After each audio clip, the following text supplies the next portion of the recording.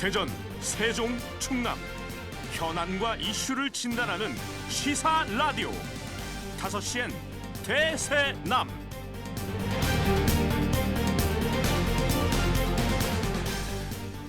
안녕하십니까, 김현선입니다. WHO가 코로나19 팬데믹을 선언한 지도 벌써 1년 반이 지났죠. 처음에는 코로나19도 금방 사라지고 다시 일상이 돌아오겠지라는 기대가 있었습니다만 코로나19 사태의 그림자는 여전히 짙고 또 터널의 끝은 아직 보이지 않습니다. 이제 우리는 위드 코로나라는 상시 방역 체제로의 전환을 준비하고 있습니다. 그러는 사이 코로나와 함께 할 수밖에 없는 두 번째 가을이 찾아왔습니다. 한여름 사정없이 내리쬐던 햇살은 어느덧 낮고 비스듬히 가슴으로 스며들고 있죠. 그리고 창으로 들어오는 선선한 바람이 기분을 좋게 만들어줍니다. 하지만 이러한 가을의 기분을 마음껏 즐기지 못하고 훌쩍 떠나는 여행도, 친구와의 흥겨운 만남도 조심스러운 이때 무엇이 우리의 마음을 위로할까 싶죠. 때로는 책 한 권이 인간이 느끼는 외로움과 고립감을 이겨낼 힘이 되어주기도 합니다. 오늘 5시엔 대세남에서는 희망의 책 대전본부와 함께하는 대세남 가을맞이 독서 캠페인 책에서 길을 찾다 준비를 했습니다. 오늘은 대세남 가을맞이 독서 캠페인 일부로 코로나19 사태가 지속되는 지금 코로나 시대에 드러난 우리 사회의 모습을 책을 통해서 짚어보도록 하겠습니다. 10월 4일 월요일 5시엔 대세남 시작합니다.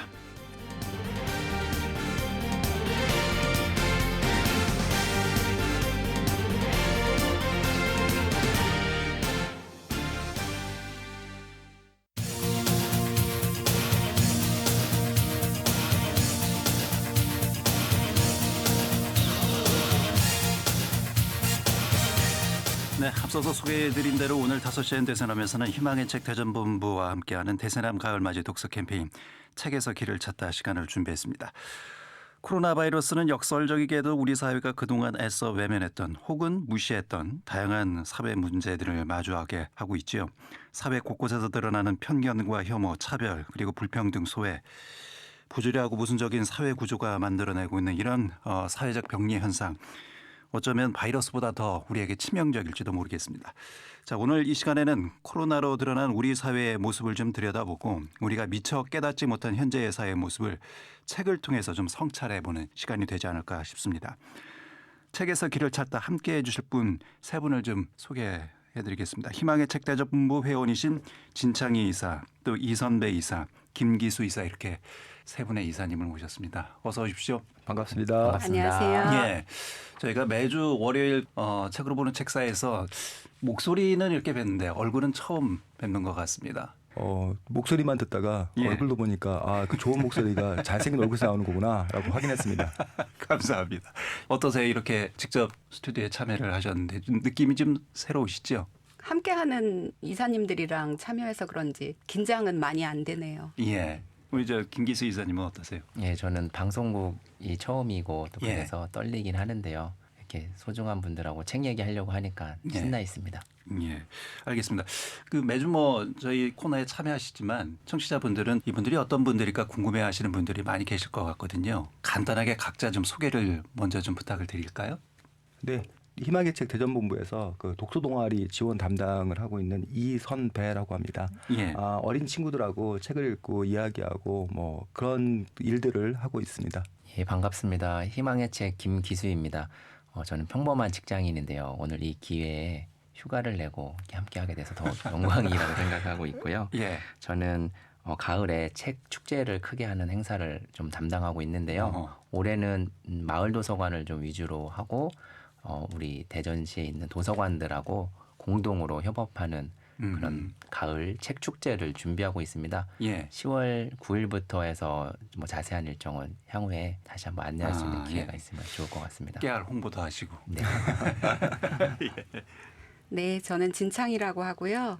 대전 지역에 많은 시민들과 독서 동아리에 참여하고 있으면서 책문화 활동을 열심히 하고 있습니다. 예. 평범한 일반 시민들이시잖아요. 네. 예. 지금은 희망의 책 대전본부에서 같이 활동을 하고 계신 거고요. 네. 희망의 책 대전본부가 어떤 단체인지 이 부분도 좀 소개를 들을까요? 네. 희망의 책 대전본부는 우리 지역의 책 생태계를 살리고 책 문화 운동을 하는 비영리 단체입니다. 2006년부터 활동을 시작했는데요. 대전 충청 지역에 독서 모임, 도서관, 서점이 많이 있잖아요. 예. 그리고 지역 작가분들이 많이 계신데요. 이렇게 책을 생산하고 유통하고 소비하는 사람들을 연결하고 소통하게 하는 역할을 하고 있습니다. 저희가 이제 여러 가지 행사들을 준비를 하고 있는데요. 예. 제가 뭐 하고 있는 활동부터 먼저 말씀을 드리면 대전시 예산, 우리 대전 시민들이 낸 세금을 가지고서 이제 활동을 하는 그런 곳인데요. 그래서 그것들을 우리 그 대전시의 독서를 좋아하는, 독서를 사랑하는 어떤 그런 분들에게 돌려드리는 그런 의미가 있다고 생각합니다. 그래서 예. 독서 동아리 그 분들이 이제 책을 구해서 뭐 읽어야 되는데 뭐 부족한 금액이긴 하지만 선정한 도서에 대한 지원 사업도 하고요. 그다음에 단지 책만 읽는 것들이 아니라 때로는 여러 가지 그 활동도 할 수 있고 뭐 저자를 초청할 수 있고 그런 점에서 이제 그 독서 동아리 지원 사업들을 하고 있어서 그래서 많은 독서 동아리가 만들어지기를 바라고요. 예. 또 대전시 차원에서 좀 더 관심을 가지고 그분들을 좀 더 적극적으로 지원했으면 하는 어떤 그런 바람이고 희망의 책 대전본부는 그 중간을 연결해주는 그런 역할고리를 좀 했으면 좋겠다라고 생각합니다. 뭐 시민들이 함께 읽었으면 하는 그런 책도 선정하고 그런 캠페인도 전개하시잖아요. 네. 희망의 책 여러 가지 활동 중에 하나가 바로 예. 우리 대전 같은 책 읽기인데요. 매년 공공도서관이나 독서 공동체를 대표하는 선정위원들이 한 12분 정도 모이세요. 그분들이 4개월간의 토론을 거쳐서 대전 시민들이 함께 읽으면 좋은 책을 선정하고 1년 동안 한 도시 한 책 읽기 운동을 하고 있습니다. 예. 이 활동은 도시인들이 서로 경쟁하는 관계가 아니라 책을 통해 같은 고민을 해보고 공감하는 시간을 가지면서 서로의 다름을 이해하고 공동체 의식을 형성하는데 도움이 될 수 있거든요. 예. 그래서 시민들의 많은 지지를 받으면서 지금 잘 되고 있습니다. 예, 글쎄요, 뭐 희망의 책 대전본부에 참여하시는 세 분과 함께 오늘 책을 통해서 책에서 길을 찾다라는 주제로 좀 말씀을 나누겠습니다. 우리가 이제 여러 가지 그 어려운 상황에 지금 직면해 있지 않습니까? 그런 상황에서 해법을 모색하는 여러 가지 뭐 사회적 논의가 활발하게 진행되고 있습니다만 그 해답은 역시 그 길을 책에서 찾는 사람들이 많이 있지 않습니까? 그런 의미에서 이 책의 중요성, 독서의 의미가 있지 않을까 싶기도 하고요. 코로나 시대에 이렇게 대면하고 사람들을 만나는 모임에서 이야기하는 일들이 좀 어려워졌고 사람들하고 떨어져 있는 상황인데 비록 떨어져 있음에도 연결되었다는 느낌을 갖기에 가장 좋은 수단이 저는 책이라는 생각이 들었고요. 예. 요새는 또 여러 가지 통신 수단이 좀 좋아졌고 이야기를 나눌 수 있으니까 그 연결점이 되어주는 수단으로서 책이 되고 책 안에서 한 문장이라도 마음을 울리는 글귀를 찾아서 다른 사람을 만날 수 있는 기회가 책이 될 수 있다라는 생각이 들어서 코로나 시대에도 좋은 수단이 된다고 생각합니다. 예. 위로도 없고 정보도 없고. 예. 네, 가을이 흔히 독서의 계절이라고 그러잖아요. 예. 근데 사실은 가을에 책을 제일 안 읽습니다. 그 이유들이 가을이 독서의 계절이기도 하지만 가을에 날씨가 얼마나 좋습니까? 저 푸른 야외로 하늘, 나가야죠. 그래서 놀러 나가야 되고 뭐 이러다 보니까 사실은 독서를 잘 안 해서 그래서 오히려 독서 좀 하라고 독서의 계절이라고 칭했다는 그런 얘기도 있을 정도인데요. 예. 어쨌든 코로나19가 가장 우리에게 준 큰 변화는 바깥 활동을 하지 못하게 하는. 그래서 원하든 원하지 않던 간에 집에 있는 어떤 그런 시간이 많은 뭐 그런 그 상황들이고요. 이러한 상황에서 사람들이 어쨌든 뭐 책을 통해서 조금 그 위로를 얻을 수 있지 않나라고 생각이 들고 제가 하나 말씀드리고 싶은 것은 꼭 종이책이 아니어도 좋다라고 말씀을 드리고 싶습니다. 요즘 뭐 요즘에는 전자책도 많이 네, 나오니까요. 이북도 있고 뭐 예. 오디오북도 있고 하기 예. 때문에 그래서 얼마든지 이렇게 듣는 읽기 활동을 할 수도 있고 보는 읽기 활동을 할 수도 있고 책을 읽는 것이 물론 여전히 유효하고 좋은 어떤 그런 부분들인데 그 매체를 좀 더 이렇게 확장을 시켜서 사람들이 내가 어떠한 지식과 정보를 얻을 것인 건가, 어떠한 즐거움을 얻을 것인 건가, 어떠한 위로를 얻을 것인 건가라는 부분에서 다양한 매체를 적절하게 잘 활용할 수 있는 그런 시대가 되었으면 좋겠다. 뭐 그런 생각을 합니다. 예. 진창 이사님은 어떻게 생각하세요? 네, 책은 인간 대 인간으로 만날 수 있는 기회를 계속 부여해요. 함께 이야기 나눌 수 있는 새로운 주제를 끝없이 던져주거든요. 예. 그리고 저는 책을 통해 세대, 성별, 지역을 넘어서 많은 친구들과 우정을 나눌 수 있었거든요. 책을 읽고 만나면 주제를 더 깊이 고민하다 보니 성별이나 연령에 갇힌 대화보다는 자신을 좀 객관화하게 돼요. 예. 그리고 통념에서 벗어나는 생각을 정리해서 말하게 되거든요. 그리고 책에 담긴 철학을 만나면서 제가 하늘이라고 오랜 세월 동안 믿어왔던 것이 하늘이 아니었다는 사실을 깨닫는 순간을 맞이하거든요. 하늘이 아니라 편협한 벽이었던 거예요. 그런 사실을 깨닫게 될 때 자신의 사유가 넓어지고 인간관계나 생활 반경도 넓어지거든요. 그런 의미에서 책이 아주 소중하다고 생각합니다. 예.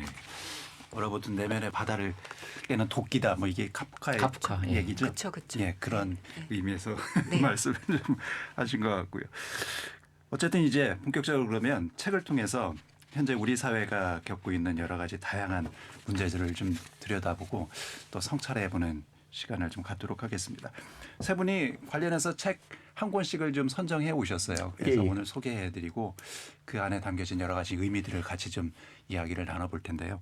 먼저 그러면 어떤 부분부터 시작을 하실까요? 예, 제가 먼저 말씀드리도록 예. 하겠습니다. 그래서 이선배 오늘 이사님. 예. 그 코로나19 시대를 맞아서 뭐 독서의 의미 뭐 이런 걸 생각하면서 사실 책이 너무 좋은 책이 많기 때문에 뭘 소개를 해야 되나 좀 어려웠었는데 제가 코로나19 하니까 제일 먼저 생각한 것들이 어쨌든 방역과 의료에 힘써 주시는 그런 분들에 대한 고마움 뭐 이것들이 일단 있었고요.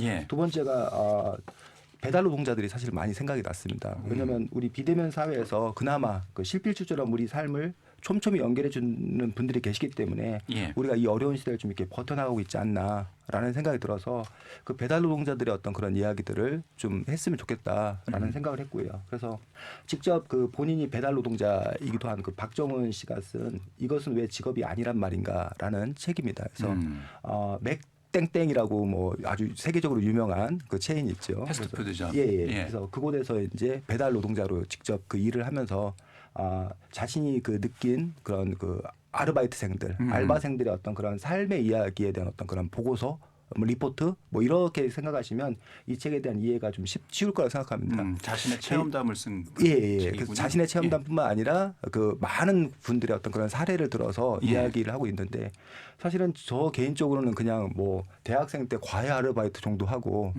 계속 그 아이들을 가르치는 일을 하다 보니까 사실 다른 직업에 대해서 거의 좀 잘 모르고 특히 우리 사회가 지금 이렇게 그 칸막이 사회잖아요. 예. 갇혀 있는 사회. 저희가 가르치는 아이들한테 물으면 장애인을 보지 못했다는 거예요. 그러니까 그것들이 이제 장애인이 이동권이 부양되지 않은 거에다가 예. 사는 구역 자체가 이렇게 나누어져 있기 때문에 그런 점에서 이제 서로가 서로의 삶에 대해서 전혀 모르는 그런 부분들이어서 어떤 아르바이트 노동자들의 어떤 그런 삶의 모습들이 적나라한 어떤 그런 삶의 모습들이 이 책을 통해서 잘 드러나 있다라고 생각을 합니다. 그래서 이 책에서는 어쩌면 아르바이트생들은 일시적이라고 생각하기 때문에 그거에 대한 관심이 별로 이렇게 사회적인 관심이 없고 그리고 그 개인의 어떤 그런 문제라고 생각을 하는데 이 책의 저자는 그것이 아니라 코로나19로 더 이제 부각되었을 뿐이지 어떤 그 사회 시스템의 어떤 그런 변화 속에서 아르바이트 노동자들은 더 많이 늘어날 수밖에 없다. 예. 그런 현실을 그 지적하면서 과연 우리가 이들과 어떻게 함께 살아야 되는 건가. 그래서 책 제목이 이제 이것은 왜 직업이 아니란 말인 건가라는 어떤 그런 부분에서 직업이 아니란 말인가라는 그 말 안에는 직업으로도 대접받지 못하고 있는 어떤 처참한 현실을 얘기하고 있고 이것이 정당한 직업으로 보장받을 때 우리 사회가 좀 더 발전할 수 있다. 한 단계 도약할 수 있다. 뭐 이런 메시지를 담고 있어서 예. 코로나19 그 시대 속에서 우리가 함께 이 어려움을 버텨나가는 그런 부분에서 함께 어떻게 살아갈 것인 건가 고민할 수 있는 어떤 기회가 되지 않을까 싶어서 이 책을 제가 소개해드리고 싶습니다. 이른바 이제 그림자 노동이라고 하잖아요. 예, 맞습니다. 존재하면서도 존재하지 못하는 이런 노동자들의 애환을 들여다볼 수 있지 않을까 그런 뭐 생각을 좀 할 수 있을 것 같은데 구체적인 내용도 좀 소개를 해 주시죠. 오늘 소개할 이것은 왜 직업이 아니란 말인 건가라는 부분에서는 배달 노동자뿐만 아니라 편의점 아르바이트생들의 어떤 그런 삶의 어떤 그런 모습들 그 아르바이트 노동자들의 삶 플러스 우리 사회가 처한 그 여성들의 어떤 그런 삶 때문에 겪게 되는 뭐 성희롱의 문제부터 시작을 해서 각가지 여러 가지 문제들에 대해서 얘기를 하고 있고요. 이른바 법외 노동이라고 그래서 그러니까 시급을 준다고 그러는데 그 시작 전에 그 와서 일을 해야 되는 거는 임금을 쳐주지 않는 어떤 그런 문제들, 근로계약서를 쓰지 않는 어떤 그런 문제라던가 이른바 주휴수당 뭐 이런 거에 대해서 요즘 이제 인식이 좀 퍼지긴 했지만 어떤 그런 주휴수당의 어떤 그런 문제라던가 등등 이런 여러 가지 문제들을 얘기하고 있고 단지 그런 그 현상만 얘기 얘기하고 있는 것들이 아니라 근데 이 아르바이트 노동자들이 어디 호소할 데가 없다라는 거예요. 우리나라에 이제 그 노동 감독관인가요? 뭐 그런 제도가 있는데 예. 그분들 같은 경우 이른바 정규직 그런 노동 문제들에 대해서 내가 몇 억짜리 그 사건에 내가 지금 몰두해야 되지. 내가 시급 몇천 원짜리 일에 내가 지금 뭐내 시간을 써야 되냐. 예. 할 일도 너무 많은데. 근데 이제 그렇다고 이제 그 분들의 잘못을 또 탓하는 게 아니라 우리나라의 근로감독관 수 자체가 너무 부족한 어떤 그런 현실들을 얘기하면서 이런 문제를 일으킨 그 구조적인 어떤 그런 문제들에 대해서도 함께 얘기하고 그 대안까지를 제시하고 있다는 점에서 어떤 대안을 상당히 제시하고 의미가 있나요? 있습니다. 예. 작가가 이제 이것은 왜 직업이 아니란 말인가 하는 제목에서 직업이 이해야 된다는 어떤 그런 주장을 담고 있는 거죠. 그러면서 이제 그렇게 되기 위해서 이제 몇 가지 조건을 제기하고 있는데 첫 번째는 이제 노동 시간이 단축되어야 된다라고 이야기를 하고 있습니다. 그래서 뭐 비정규직 노동자들이 늘 이 정규직 노동자들에 대해서 이제 노동 시간을 단축함으로써 이제 이른바 일자리 나누기 뭐 이것들은 이제 사회적으로 많이 얘기가 되고 있는 그런 부분들인데 그러면 이제 사용자들도 그럼 더 많은 사람을 고용해야 되니까 임금 부담이 있는 거지만 사실은 노동자들도 시간이 줄어들면 내 받는 임금이 줄어들기 때문에 그런 점에서 좀 저항이 좀 있는 것들이 사실이기 때문에 예.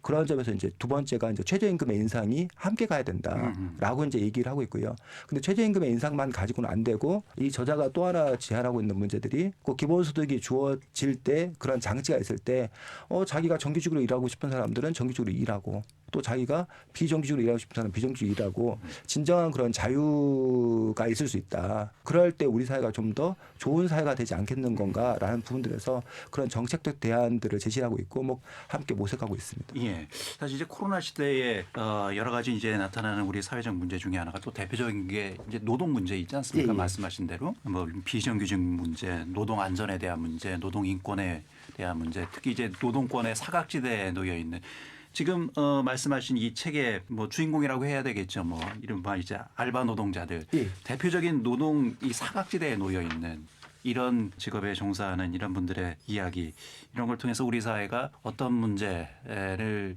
안고 있는지 또 어떻게 해결해 나가야 될지에 대한 방향성을 제시해 주는 책이다. 뭐 이렇게 간단하게 좀 정리가 될 것 같아요. 예, 우리는 보통 네가 능력이 없으니까, 네가 뭐 공시에 떨어졌으니까, 그러니까 네가 하는 거 아니냐 하고 개인의 어떤 그런 탓 얘기를 한다는 거죠. 네. 근데 이제 이 저자는 우리 사회가 이제 정규직에서 비정규직이 양산된 것들이 이른바 IMF 체제 하에 들어가면서 비정규직이 폭증한 어떤 그런 부분들인데 그 비정규직을 더 넘어서서 이른바 플랫폼 노동이라는 것들이 시작이 되면서 예. 이제 비정규직도 아니라는 거죠. 그냥 초단위로 분단위로 어떤 그런 계약을 하고 그들에게 우리가 노동자라면 최소한 뭐 사대보험을 제공해주고 이런 것들을 해줘야 되는데 그 알바생 이런 부분들 특히 이제 그 배달 노동자 이런 사람들한테는 사업자다 너희들도 그러니까 우리들은 고용 관계를 맺은 게 아니라 용역 관계를 맺는 거다라고 하면서 이제 이른바 책임을 이렇게 다 떠넘기는 어떤 그런 구조 속에서 있지 않는가. 그래서 예. 그런 점에서 이제 이 저자는 이런 그 알바들이나 이런 것들이 생겨난 그런 부분들이 이런 구조적인 문제에 기인한 거 아닌 건가. 그리고 이들이 분명히 우리 사회에 필요한 영역이 있지 않는 건가. 그렇다면 우리 사회가 이들을 함께 그 안고 가야 되는 것들도 우리가 해야 될 일들이 아닌 건가. 계속적인 어떤 그런 문제를 제기하고 있다고 예, 생각합니다. 뭐 개인의 문제가 아니라 사회 구조적 문제다. 예. 예. 우리가 이제 제일 많이 마주하고 있는 노동자들이 아마 아르바이트 노동자들이지 않을까 싶어요. 하루에도 뭐 편의점을 간다거나 뭐 패스트푸드점에 간다거나. 예, 우리 사회가 기술이 발전하고 과학이 발전하면서 이제 점점 단순 노동은 사라질 거고 저임금 알바는 점점 사라질 거다라고 생각하지만 실제 그렇지 않거든요. 아직도 많은 부분을 저임금 알바 노동자들이 담당하고 있기 때문에 이거는 사회 시스템 문제라고 생각해요. 근데 사회 시스템이 불안정하고 문제가 생길 때마다 가장 피해를 받는 것도 크잖아요. 예.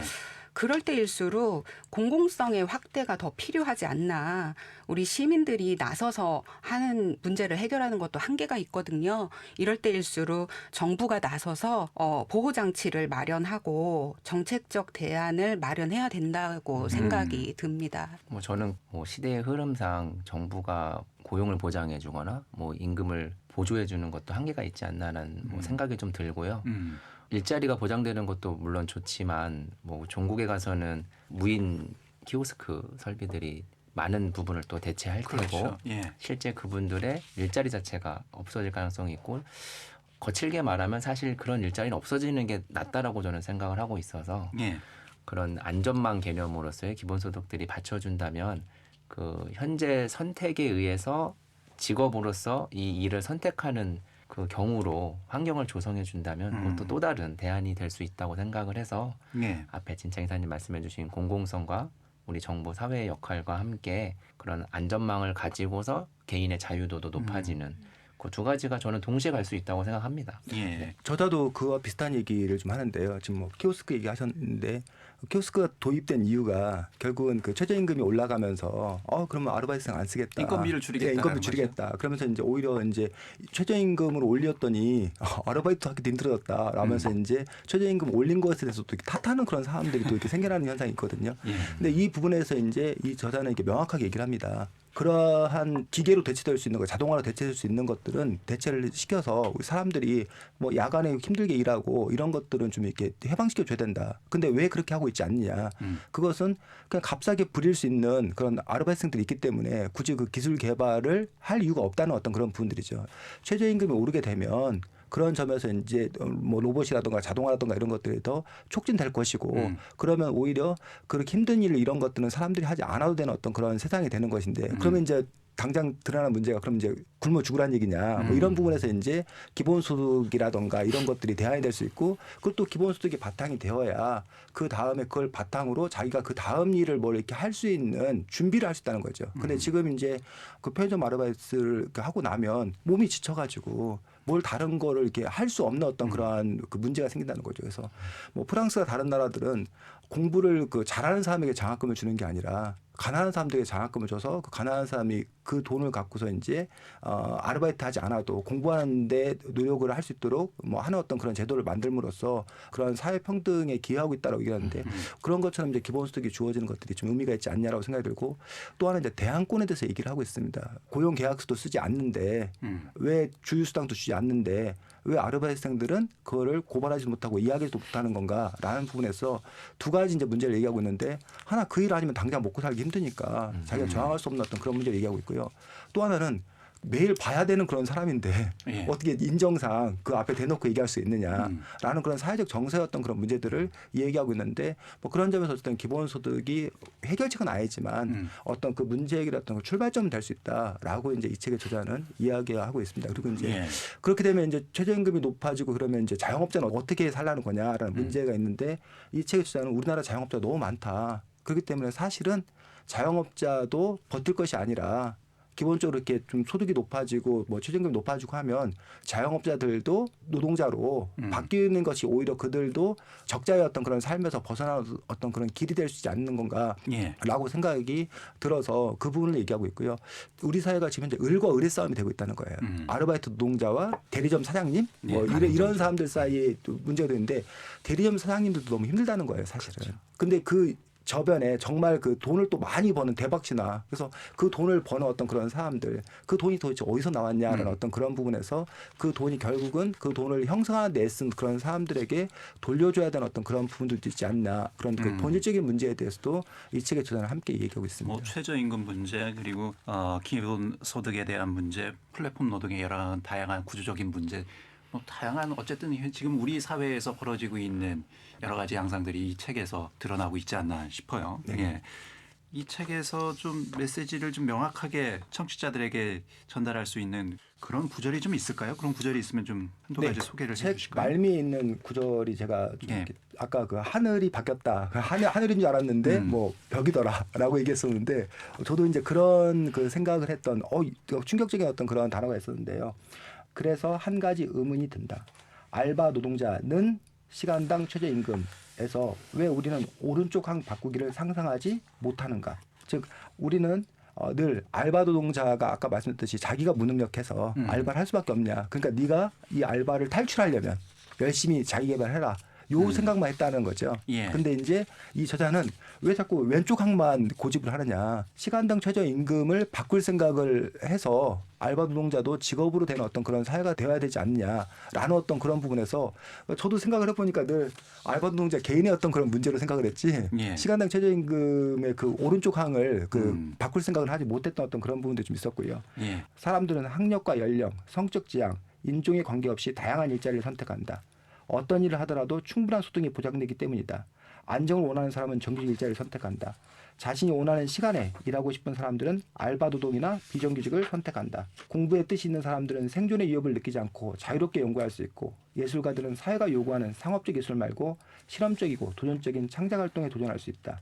알바가 직업이 되는 나라가 디스토피아가 아니라 유토피아를 뜻하는 세상. 이것이 내가 새롭게 만들고 싶은 상식이다. 예. 뭐 이러한 구절들이 가슴 뛰게 하는 어떤 그런 부분, 우리 사회가 좀 이렇게 지향해야 될 어떤 그런 사회가 아닌 건가. 그래서 코로나19로 인해서 있었던 문제가 이렇게 터졌으니 이번 기회에 수술을 좀 잘해서 아주 건강한 우리 사회, 건강한 우리 몸을 만드는 게 좋지 않을까. 그런 바람을 좀 가져봅니다. 알겠습니다. 이선배 이사가 추천해 주신 박정원 작가의 이것은 왜 직업이 아니란 말인가라는 책을 좀 같이 함께 들여다봤고요. 자, 다음은 김기수 이사께서 좀 소개를 해 주실까요? 예, 제가 오늘 같이 이야기 나누고 싶은 책은 면역에 관하여라는 율라비스의 책인데요. 이게 나온 지는 좀 된 책인데 우리나라에서는 코로나19 이후에 이제 백신에 대한 이야기가 나올 때 다시 한번 관심을 많이 갖게 된 책이기도 합니다. 예.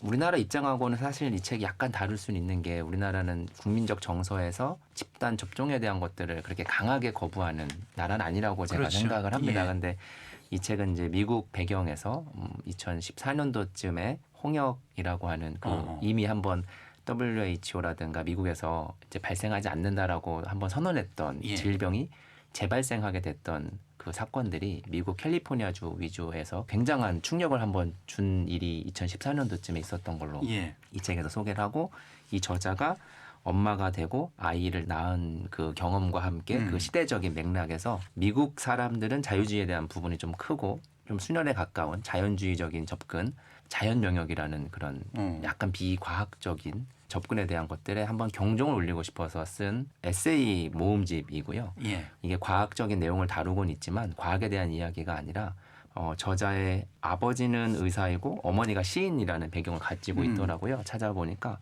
그래서 글 하나하나가 굉장히 재미있고 예. 비유와 은유가 가득한 내용 자체가 굉장히 읽을 만한 재미난 책이어서 오늘 예. 한번 소개를 해드리고 싶습니다. 예. 구체적인 내용이 어떻습니까?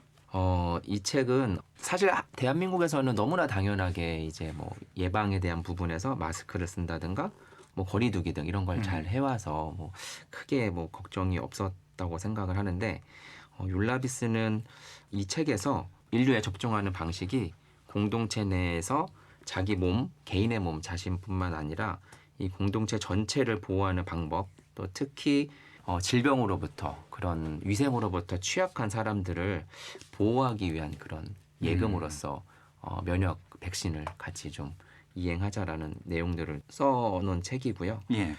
뭐 우리나라는 꽤 접종률이 높아져서 이제 손 씻기, 마스크하기, 백신 접종까지 이어지고 있는데요. 그런 것들이 사실 많은 분들이 내 몸 건강을 위해서, 내가 병에 안 걸리거나 질병에 걸리더라도 덜 아프기 위해서라는 1차적인 그 동기 때문에 많이들 사실 하실 거예요. 예.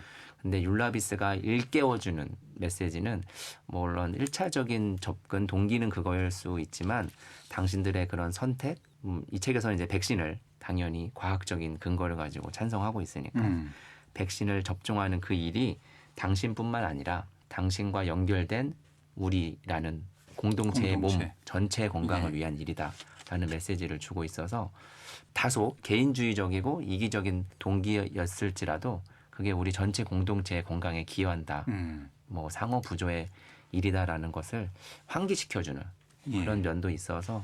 네. 사실 이제 코로나 시대에 많이 우리 사회적으로도 논란이 됐던 부분들이잖아요. 방역과 백신 접종과 관련해서. 백신 초기엔 또 언론 지형의 문제도 있었던 그렇죠. 것 같긴 한데 뭐 예. 말이 많았습니다. 예. 예. 이게 이제 공동체 안전을 위해서 뭐 연대와 협력이 중요하다라고는 하지만, 그로 인해서 또 여러 가지 또 피해를 감수해야 되는 그런 한쪽에 또 희생을 강요할 수밖에 없는 이런 상황이 오랫동안 전개되면서 뭐 다양한 목소리들이 있었습니다. 그리고 또 각 나라마다 또 이 상황이 좀 달라서, 미국이나 말씀하셨던 서구 사회와 또 이 동양이라는 여러 가지 특수적 상황에서 문화적 특성도 또 반영이 됐고요. 예. 백신과 접종과 관련해서, 네네. 백신 접종과 관련해서 그런 부분들을 미국 사회를 중심으로 해서 미국은 이 면역과 방역이 어떤 정서와 체계로 또 전개되고 있는지, 이런 부분들을 좀 이 책을 통해서 알 수가 있겠군요. 근데 그 부분을 주로 다루고 있지는 않은데 예. 이 저자가 글을 쓰게 된 계기가 이제 아까 말씀드렸던 뭐 소위 말하는 캘리포니아에 잘 사는 상대적으로 교육받고 부유층인 그 계층이 순자연주의에 대한 그 추구를 하다 보니까 백신을 거부하고 되게 뭐 약간 비과학적인 접근으로 면역을 형성하겠다라는 그런 상징으로 수도 파티를 이제 뭐 예시를 드는데요. 수도 걸린 아이를 이제 집에 초대해서 이제 오히려 상류층이 그랬다라는 거죠. 그렇죠. 이제 예. 그게 우리나라에도 일부 뭐 꼭 맞는 사례는 아닙니다만 그런 측면으로 아나키라고 하는 뭐 일들이 좀 있었던 거랑 좀 빗대서 생각을 한번 같이 해봐 주시면 예. 상대적으로 더 많은 지식에 대한 탐구, 새로운 삶에 대한 도전을 하시는 좀 좀 리버럴한 분들이 좀 그런 선택을 많이 하는 편이었거든요. 예. 아나키가 뭐죠? 화학적이거나 자연 면역으로 자연 면역으로 키운다거나 뭐 약을 이제 뭐 처방, 뭐 항생제라든가 이런 건 거의 안 하고 뭐 우리나라에서도 한번 사건이 있었던. 예. 저는 이 책 보면서 좀 당혹스러웠습니다. 그래서 저희 워낙 그 국가주의에 충실한 나라가 뭘 하라면 해야 되는 어떤 그런 부분이 있고 백신이 갖는 거에 대한 아직 그 검증되지 않았다. 그리고 아까 그 아나키 그 말씀하셨는데 어쨌든 외부에서 그 화학물질 집어넣는 거에 대한 거부감 그리고 이제 자연이 이렇게 다 치유될 건데 그걸 왜 의도적으로 뭘 하냐라는 부분에서 근데 이제 그런 목소리가 이렇게 집단화되지는 않았거든요 우리 사회는. 근데 이제 프랑스나 뭐 이렇게 외신들 통해서 보면은 아주 극렬 시위를 하고 있고 뭐 이런 부분들 보면서 저걸 어떻게 이해해야 되지라고 좀 이렇게 곤혹스러운 어떤 그런 부분들이 있었는데 이 책을 통해서 그나마 조금이나마 그 그렇죠. 정서를 좀 그런 이렇게 이해할 수 자유주의가 있었나. 예. 근간인 사회에서는 이런 저자의 시선이 공동체 지향적인 시선들이 오히려 참신하니까 이제 글이 써지고 읽혔던 것 같습니다. 우리 사회하고 비교되면서 좀 예. 시사하는 바도 분명히 있을 것 같아요. 저는 오히려 좀 이렇게 인상 깊었던 어떤 그런 부분들이 예. 그러니까 백신을 맞을 수 있는 여유가 있는 그 부자들이 백신을 맞아서 집단 면역을 형성해 줘야 백신을 맞을 수 없는 의료에서 소외된 특히 이제 우리나라는 그게 상관이 없는데 미국 같은 경우에는 이제 그 백신 맞는 돈 것도 이제 문제죠. 부자냐 사실 그렇지 않냐 계층과 돈의 다르잖아요. 문제죠. 그래서 예. 그 가난한 사람들에게 백신 맞지 않은 사람들에게 집단 면역을 형성해 줌으로써 그들을 보호해 줄 수 있는 그 사회 안전망이 될 수 있다라는 그 연대의 정신 뭐 이런 거를 얘기하는 것 같아서 이 부분에서 또 상당히 또 다른 하늘을 보는 그런 부분들이 좀 있었습니다. 예. 지금도 뭐 백신 접종과 관련해서 개인의 선택이냐 아니면 공동체를 위한 뭐 의무냐 이런 논란도 사실 있거든요. 뭐 과학적 사실로서 백신에 대한 논쟁은 이제 필요 없다는 거를 깔고는 있습니다, 당연히. 예. 예, 그런데 이제 선택의 문제에서 당연히 뭐 집단적으로 강제로 하는 거는 반대를 하는 것 같은데 이 저자가 안 하려고 하는 사람들에 대한 이해를 우리가 어떻게 해야 되냐는 질문을 던지고 있습니다, 이 책에서. 그래서 이 책이 백신을 맞아야 된다, 안 맞아도 된다를 이야기하는 책이라기보다는 다른 생각을 하는 사람들. 그러니까 저 사람들은 왜 저렇게 극렬하게 자연주의적으로 접근을 할까? 저 사람들은 왜 백신을 거부할까라는 그런 이해를 한번 해보자라는 접근으로 이 저자 본인도 뭐 백신하고 관련된 뭐 의사라든가 뭐 생물학자가 아닙니다. 그냥 칼럼니스트였기 때문에 충분한 비유와 예시, 우리가 익숙하게 알고 있는 제목만 들으면 아는 그런 유명한 책들을 많이 언급을 해주면서 뭐 예를 들면 이 책에서 드라큘라라든가 레이첼 칼슨의 침묵의 봄, 뭐 이런 유명한 책들을 인용을 하고 중요한 문장들을 소개를 해주면서 본인의 이야기를 풀어나가고 있어서 사실에 대한 이해나 뭐 주장에 대한 납득 차원이 아니라 그런 아름다운 문장들을 읽는 재미가 좀 충분한 책이라고 생각을 했습니다. 예. 그리고 이제 백신 접종과 관련된 다양한 부류들의 생각의 흐름들 그리고 그 밑에 깔려 있는 여러 가지 그 사람들의 다양한 의견들을 어떻게 우리가 들여다볼 것인가. 그렇죠. 같은 하늘 아래 산다고 생각하지만 예. 하나의 공동체라는 게 하나의 하늘을 보진 않거든요. 예. 각각의 개별 구성원들이 다른 하늘을 보고 있을 텐데 예. 네 하늘은 무슨 색이니 네 하늘은 왜 다르니라는 거를 소통하기 위한 수단으로 이 책을 이해하는 것도 저는 이제 좋다고 생각합니다. 뭐가 옳고 그르고 선과 악으로 이분법적으로 구분하는 게 아니라. 네. 물론 백신에 한해서는 백신은 이제 과학에 대한 논쟁은 아니라고 그렇죠. 생각하고 예. 깔고는 갑니다만 예. 면역이라는 개념, 백신에 대한 개념이 사실 개인의 위생과 건강이 온전히 혼자만의 문제는 아니라는 거를 직관적으로 우리는 코로나를 통해서 겪었거든요. 예. 그래서 이게 공동체의 일, 우리 전체 사회의 몸이 확장되는 사유를 우리가 한번 해보고 있다고 생각합니다. 강제로. 그래서 많은 분들이 타자에 대한 이해가 어려운 부분들이 사실 많이 자연스럽게 생겼거든요. 그래서 예. 그런 부분에 대한 뭐 은유나 이런 인문학적인 접근을 통해서 또 다른 백신을 맞는 경험이지 않을까 그렇게 생각해봤습니다. 이 책을 보면서 제가 소개드린 책과 연결돼서 생각을 해보면 백신을 맞는 게 사실은 그 사회 공동체였던 그런 일, 함께 그것들을 잘 이겨내기 어떤 그런 부분인데 뭐 아까 기본소득을 주는 일, 최저임금을 주는 일, 그것들이 결국 그 약한 고리들을 배려하고 또 네. 약한 고리 있는 사람들이 사실은 또 이렇게 코로나19를 걸리게 되면 맞습니다. 사실은 그것들이 결국은 부자들에게도 갈 수 있는 어떤 그런 분이기 때문에 그런 점에서 뭐 알바 노동자들에게 그들을 이렇게 우리 사회가 함께 품을 때 모두가 다 이렇게 건강한 어떤 그런 사회라는 점에서 좀 맞습니다. 일맥상통하지 않나라는 생각이 들었고요. 코로나의 확산을 봤을 때 노동 환경이 가장 열악한 집단에서 발병을 했고 네. 그 소외받은 계층에서 본인들의 활동을 하는데 외부의 시선이라든가 혐오에 대한 부분들을 피해서 이제 따로 하려다 보니까 숨어서 하다 보니까 더 그게 집단 발발하고 되는 경험들이 있었거든요. 백신에 대한 이야기를 사회적으로 만약에 은유를 대본다면 그 가장 약한 고리들을 우리가 먼저 접종해주고 먼저 환경, 위생을 개선해줘야 된다는 개념을 건강과 면역에서 생각할 수 있고 그걸 사회적으로 해석하신 게 앞에서 말씀해주신 여러 가지 근로환경, 노동환경, 최저임금 이런 부분인 것 같습니다. 이야기를 듣다 보니까 모든 문제는 믿음에 대한 맹신인 것 같습니다. 자신이 어떤 옳다고 믿게 되는 어떤 사유가 생기면 그거에 대한 맹신이 생기고 같은 생각을 하는 사람들끼리 모이고 만나면서 더 편향이 일어나기 시작하는데요. 지금 김기수 이사님께서 소개하신 이 책에서는 자연에 대한 맹목적인 신뢰, 그것도 하나의 맹신이 될 수 있다. 그리고 의학 기술에 대한 근거 없는 불신, 이것도 하나의 맹신이 될 수 있다. 그래서 모든 것을 경계하고 지나친 믿음, 지나친 어떤 단체를 형성하고 뜻이 맞는 사람들끼리 지나치게 뭉치는 거, 이런 것들을 경계하는 메시지가 이 책에 담겨 있는 거 아닐까 하는 생각이 들었습니다. 예. 그러면 뭐 책 속에서 좀 중요하게 강조되는 구절이 있으면 좀 간단하게 소개를 해주실까요? 방금 이야기한 거랑 맞는 부분인데요. 이 네. 저자의 여동생은 또 윤리학자라고 하는데요. 그 윤리학자인 동생의 말을 빌어서 책에 한 문장을 담아놨습니다. 서로 의존하는 관계라고 생각해봐. 우리 몸은 자기 혼자만의 소유가 아니야. 우리는 그렇지 않아. 우리 몸들은 서로 독립적이지 않지. 우리 몸의 건강은 늘 남들이 내리는 선택에 의존하고 있어. 라는 부분 문장이 있었는데요. 방금 말씀해 주신 그런 맥락하고 딱 맞는 부분인 것 같습니다. 예, 알겠습니다. 자, 소개해 주신 책이 율라비스가 쓴 네. 면역에 관하여 예, 맞습니다. 라는 책이었고요. 자, 이번에는 진창희 이사님이 준비해 오신 책을 좀 같이 함께 해볼까요? 네, 제가 소개해드릴 책은 다정한 것이 살아남는다라는 책입니다. 브라이언 헤어와 버네사 우주가 쓴 진화 인류학 분야의 과학책이에요. 예. 책 겉표지를 보시면 굉장히 수필집 같고 따뜻하고 편안할 것 같은데 그렇지 않습니까? 내용은? 책은 다정하지 않아요.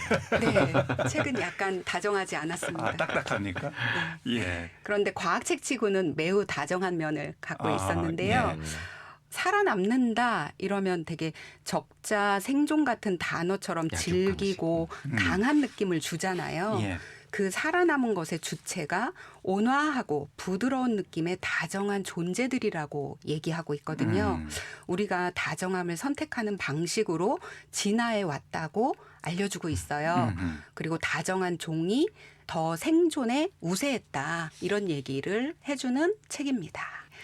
이 책은 찰스 다윈의 적자 생존 이론이 150년 동안 잘못 해석돼 왔다는 주장으로 시작해요. 예.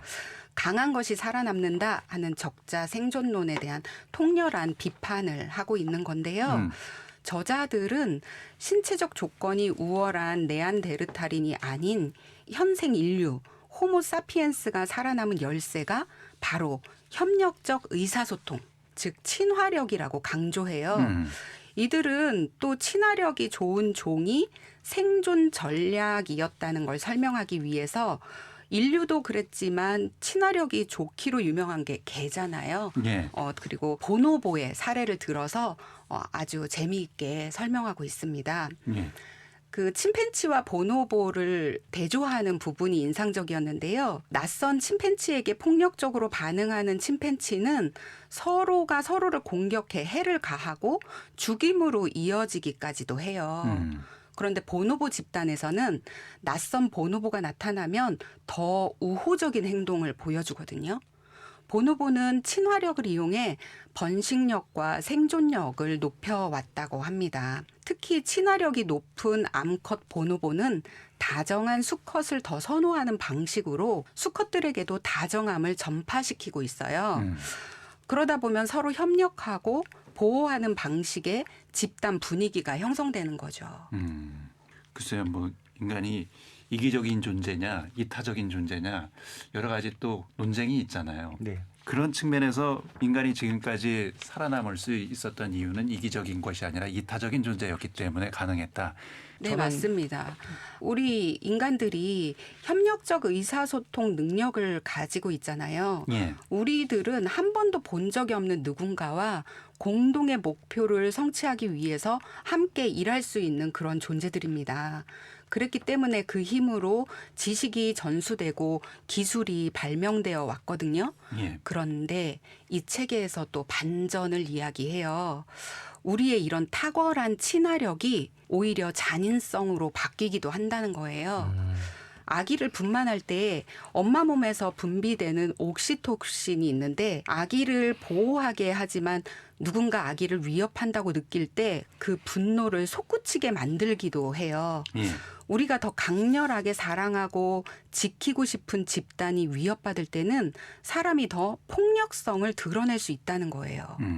타자에게 친절한 우리 종의 특성은 보노보와 일치하지만 이 친절함은 특정 타인에게만 해당되고 그렇지 않은 타인에 대해서는 두려움이나 공격성을 높이는 방향으로 작동한다고 저자가 설명해주고 있어요. 사실 이제 코로나 시대에 연대와 협력에 대한 이런 가치를 계속해서 지금 강조하고 있지 않습니까? 이게 이제 공동체의 공존을 위해서.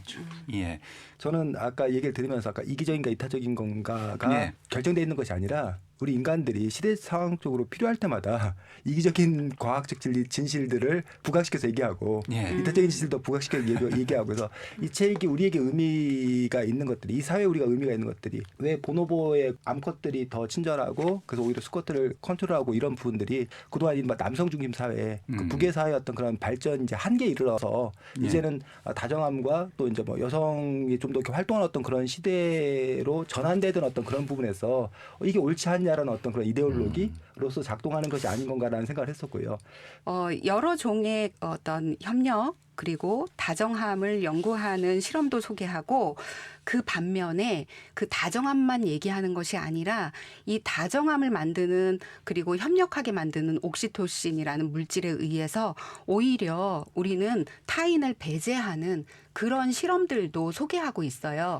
그래서 이 책의 저자는 양면을 다 같이 실험을 통해서 증명하고 있거든요.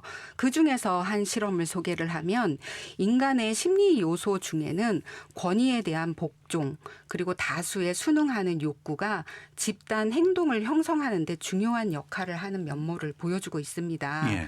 평범한 사람이 잔인한 행동을 했을 때 그 책임을 여러 사람과 나눌 수 있는 상황에서는 더 잔인해진다는 거예요. 여러 사람이 공동으로 결정한 사항이라면 그 잔인함은 한 개인의 책임이 아니잖아요. 나치의 유태인 학살처럼. 네. 네, 맞아요. 예. 현재에도 그런 면모가 보이는 경우가 있는데 예를 들어 대중매체가 흑인 범죄자들에게 털이 많다, 뭐 밀림이다, 야만적이다 이런 유인원을 연상시키는 어휘를 사용하는 그런 모습이 간간이 있거든요. 그런데 이런 표현을 쓰다 보면 어떤 개인이나 집단에 대해서 사람들은 그 심리에 도덕적 배제가 발생하게 된다는 거예요. 그리고 그 상대의 기본 인권을 지켜줄 필요를 느끼지 못하게 된대요. 외부인을 비인간화하는 능력은 자신과 같은 집단 구성원에게만 보이는 친화력이 낳은 부산물일 수 있는 거예요. 그래서 우리와 다른 누군가가 위협으로 느껴진다. 이럴 때는 신경정신망에서 그들을 제거하는 능력이 생긴다는 거예요. 예. 우리가 요즘 현대사회 소셜 미디어가 우리를 연결해주고 있는데 이 미디어들 때문에 오히려 비인간화 경향이 가파른 속도로 증폭되고 또는 나와 다른 집단 그런 집단을 배제하는 현상이 일어나고 있잖아요. 그런 것들을 균형감 있게 실험을 통해서 보여주고 있습니다. 예, 우리 사회의 대표적인 문제, 뭐 성소수자 문제, 최근에 이제 난민 문제, 아프가니스탄. 네. 그리고 뭐 이 정서적인 또 이념적인 정치적인 양극화 문제 이런 부분도 상당히 지금 우리 사회 큰 문제로 얘기되고 있는데 그런 부분에 대해서 책을 읽으면서 한 번쯤은 고민해보고 생각해볼 충분한 여지가 있지 않을까 싶어요. 뭐 우리 코로나를 겪으면서도 코로나 초기에 이제 특정 나라의 지역명, 뭐 중국과 우한 알려졌던 것처럼 타자화시키면서 우한 바이러스. 네, 예. 네.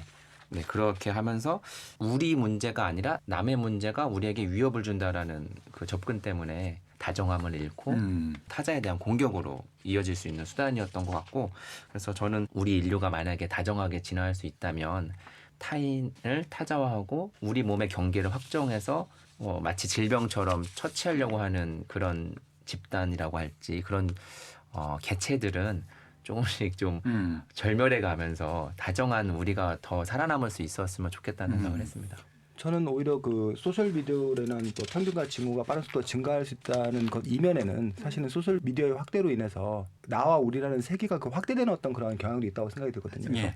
이른바 자주 노출되다 보면 오히려 친근감이 또 이렇게 쌓인다는 그런 연구 결과들도 분명히 존재하는 어떤 그런 부분이 있기 때문에 그동안 지역이라든가 가족 뭐 이런 식의 민족 국가 뭐 이런 식의 그 범위들이 어떻게 하면 좀 전 세계적으로 좀 이렇게 확대될 수 있을까 그런 점에서 어떤 그 인간에 대한 어떤 보편적인 근본적인 오히려 저자가 그런 부분에서 뭘 얘기하고 있는 게 있으면 좋겠다라고 생각되는데요. 그러면 제가 이 책의 인상적인 부분을 소개해드리면서 이 저자가 지향하는 부분을 한번 읽어드릴게요.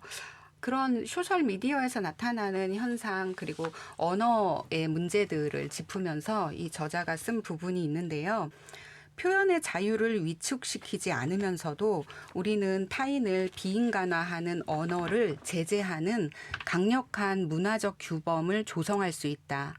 텔레비전, 신문 같은 언론 매체나 사회적 소통 매체에서 누군가가 어떤 사람이나 집단을 인간 이하로 말한다면 우리 내부에서부터 경보기를 울려야 한다.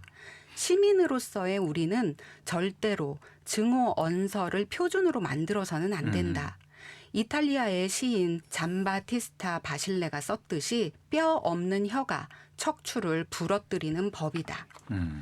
우리의 삶은 얼마나 많은 적을 정복했느냐가 아니다. 얼마나 많은 친구를 만들었느냐로 평가해야 한다.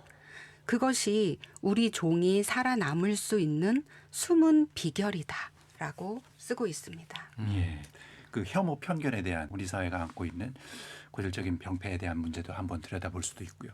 책의 말미에는 작가가 조금 더 우리의 다정함을 이끌어낼 수 있는 방법을 좀 소개하고 있는데요. 집단 간의 갈등을 감소시킬 수 있는 유일한 방법은 접촉이라고 합니다.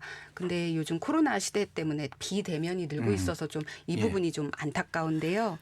갈등을 완화하는 최상의 방법은 서로를 위협으로 느끼지 않아야 되는 것이잖아요. 예. 서로 다른 집단 사람들과 자주 접촉할 수 있는 환경을 조성하다 보면 사회적 유대감이 더 많이 형성돼요. 그리고 타인이 지닌 생각에 대한 감수성도 강화될 수가 있죠. 이데올로기, 문화, 인종이 다른 사람들과의 교류나 소통은 우리 모두가 같은 집단에 속하는 사람들이라는 사실을 일깨워주는 효과적인 방법입니다. 우리 인류는 2008년부터 도시 서식종이 되었다고 해요. 예. 2008년을 기점으로 이제 시골 지역보다 도시 지역에 사는 인구가 더 많아진 것이라고 합니다. 가장 바람직한 도시의 모습은 다양함이겠죠. 다양한 국가, 민족, 인종이 섞인 활기 넘치는 공동체를 이루는 공간을 만들어야 합니다. 예. 서식지는 바뀌었지만 우리 종의 본질은 변하지 않았다고 해요. 우리는 큰 규모의 집단 안에서 협력하며 살아갈 때 가장 창조적이고 생산적인 종이 될 수 있습니다. 예. 그래서 작은 집단화보다는 좀 더 접촉하고 만나고 하면서 서로에 대한 거리감을 줄일 필요가 있어 보입니다. 알겠습니다. 오늘 뭐 세 분이 소개해 주신 책이 공통적으로 뭐 개인 또 우리 공동체에 대한 다양한 생각을 좀 할 수 있었던 책이지 않았을까 싶습니다.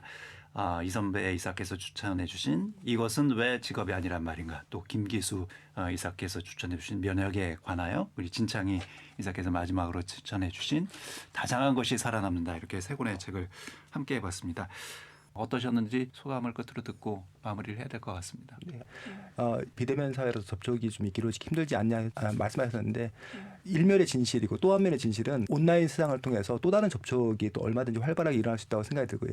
또 요즘에 그 메타버스가 상당히 또 유행인데, 그 메타버스나 뭐 이런 걸 통해서 사실은 그 외국 사람들과도 직접 만나는 건 아니지만 접촉할 수 있는 어떤 그런 방법들이 있기 때문에, 그러한 접촉을 통해서 서로에 대한 다정함들 이런 것들이 좀 더 이렇게 쌓이면 그런 사회가 좀 좋지 않겠는 건가라고 생각이 들고, 오늘 어쨌든 그 늘 목소리만 듣던 우리 진행자님과 직접 접촉할 수 있어서 다정함이 좀 쌓일 수 있지 않을까라고 생각을 합니다. 알겠습니다. 네, 고맙습니다. 예. 예, 저도 좋은 내용 연결되는 느낌을 받아서 굉장히 좋았고요.